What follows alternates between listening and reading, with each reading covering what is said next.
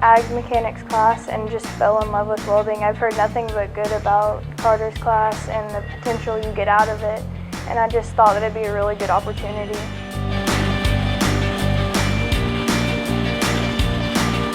At Forest Park, we had a beginning welding class, and I excelled in the class, and I really liked it. And I just thought that'd be something I want to do in life.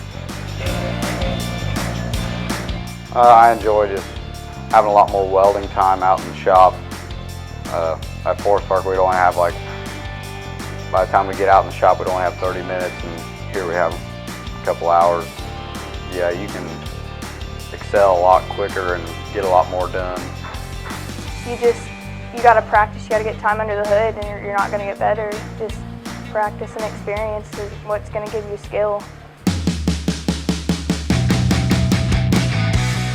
I've really enjoyed getting to know everyone in the class and kind of having a competition with them, trying to keep up with all the guys.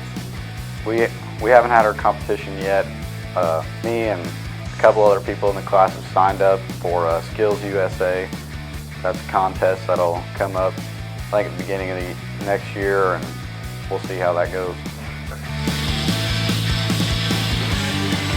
I'd say the most challenging thing is V-grooves without a backer, because we never run anything like that because we never had a track torch or anything to bevel plate at Forest Park. Just running them V-grooves and learn how to control the keyhole, that's been the toughest thing.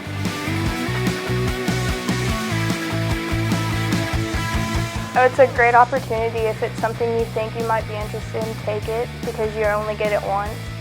And don't let anyone else kind of make you think that you're any less, because it's all a big learning experience. You're not going to know right away.